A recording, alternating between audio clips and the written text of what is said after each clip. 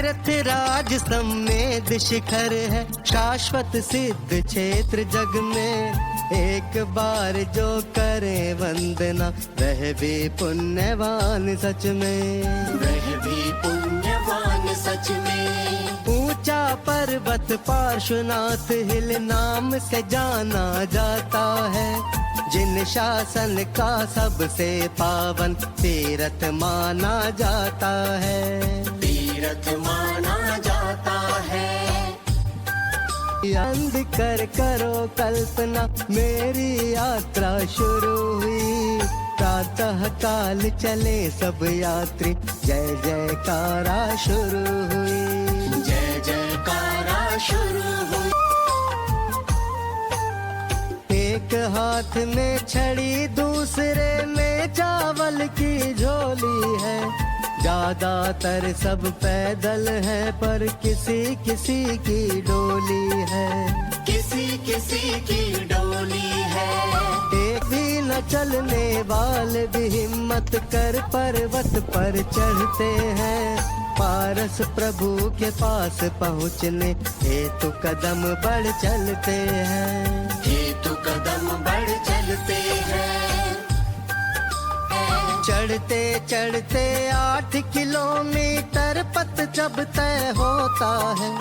दाएं हाथ तरफ एक चौपड़ा कुंड दर्शन का होता है। वहाँ दिगंबर जिन मंदिर, संस्कृति की अमिट धरोहर है। पार्श्वनाथ चंद्र प्रभु बाहुबली की मूर्ति मनोहर है, उनकी मूर्ति मनोहर है। दर्शन करके फिर यात्रा प्रारंभ करो अपनी।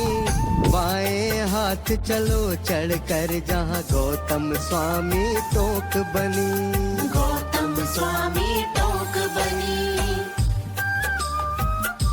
वहाँ पहुँच कर ठंडी ठंडी हवा थकान मिटाती है। गणधर चरण वंदना से यात्रा की शक्ति आती है, यात्रा की शक्ति आती है। प्रथम टोक यह हुई पास में, द्वितीय टोक कुंठ जिनकी। तीर्थ करम में यह पहली टोक नमो कुंठ प्रभु की, टोक नमो कुंठ प्रभु की।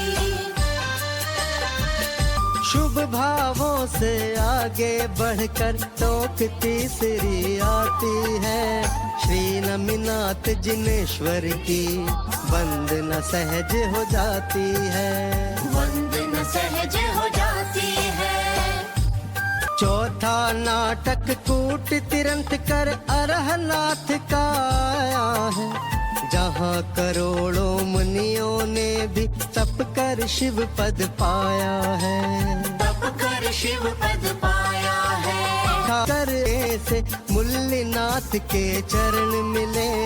आगे छठे टोक पर श्री श्यांसनाथ पद कमल मिले, श्यांसनाथ पद कमल मिले। इतना नहीं अब पुष्प दंत की सप्तम टोक पे चलना है। आगे चढ़ने हेतु वहीं से आत्म शक्ति भरना है, आत्म शक्ति भरना है। हे भव्यात्मन अब 10वीं चंद्र प्रभु टोक पे चलना है। पहले दौड़ दौड़ कर उतरो, फिर ऊंचाई चढ़ना है। चंद्र प्रभु मंदिर में जाकर चरण वंदना करना है। अपने सारे सुख दुख को प्रभु चरण बैठ कर कहना है, चरण बैठ कर कहना है। अब 11वीं टोक पे चलकर ऋषभ देव को नमन करो। गिरी कैलाश से मुक्त हुए यहाँ उनके चरण चिन्ह प्रणमो, उनके चरण चिन्ह प्रणमो। श्री शीतल जिनवर की है 12वीं टोक प्रसिद्ध कही। मन वच तन से वंदन कर पाओ यात्रा का पुण्य सही, पाओ यात्रा का पुण्य सही। श्री अनंत तीर्थंकर का 13वां कूट स्वयंभू है। उनके चरणों में श्रद्धायुक्त शीश झुका कर वंदू मैं। शीश झुका कर वंदू कर संभव जिनवर का 14वां धवल कूट माना जाता। वासु पूज्य जिनका 15वां टोक सभी को सुखदाता। टोक सभी को सुखदाता। इनको वंदन कर आगे अभिनंदन प्रभु के पास चलो। बंदर चिन्ह सहित उन प्रभु की टोक पे बंदर से ना डरो। टोक पे बंदर से ना डरो। अभिनंदन के चरणों में कर नमन चलो जल मंदिर तक। चढ़ो वहाँ से जहाँ है गौतम गणधर प्रभु की टोक प्रथम।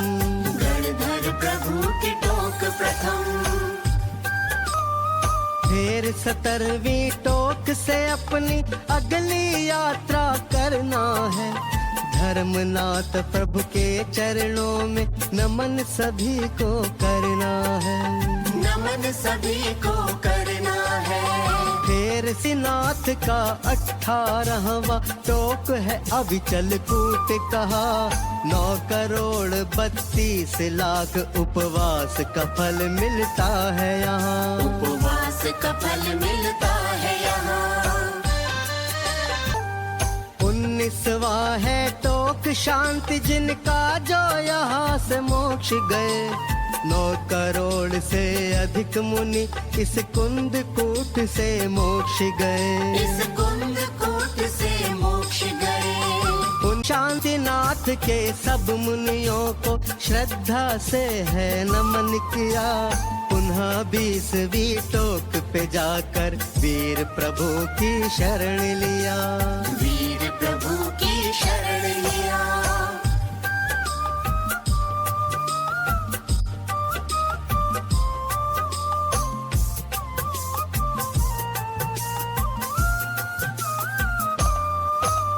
श्री सुपार्श्व तीर्थंकर 21वीं टोक पे राजे हैं।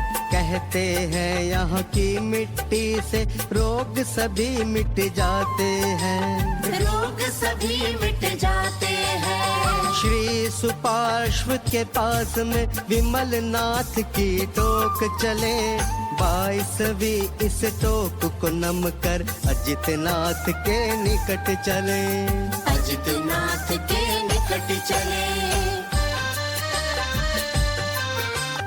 थके कदम से 23वीं इस टोक का वंदन कठिन तो है। लेकिन यात्रा पूरी करने का शुभ भाव हृदय में है। का शुभ भाव हृदय में है। थके रे धीरे चढ़कर आखिर अजितनाथ तक पहुँच गए। उन चरणों में नमन किया फिर नेमिनाथ जी प्राप्त हुए। प्रेमीनाथ जी प्राप्त हुए। इस 24वीं टोक पे नेमिनाथ चरण को नमन किया। पारसनाथ प्रभु पाने हेतु फिर मैंने नमन किया।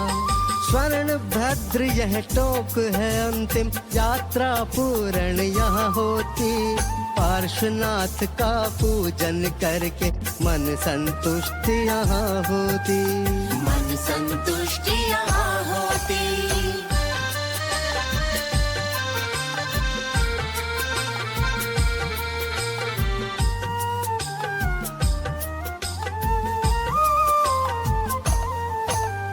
कुछ क्षण ध्यान करो फिर नीचे गुफा में स्थित चरण नमो। खुशी खुशी वंदना पूर्ण कर पर्वत से नीचे उतरो। पर्वत से नीचे उतरो। कुछ क्षण ही भगवन इस सम्मेद शिखर का पुनः पुनः दर्शन पाऊं। यही भावना है मन में सिद्धों के गुण में रम जाऊं। सिद्धों के गुण में रम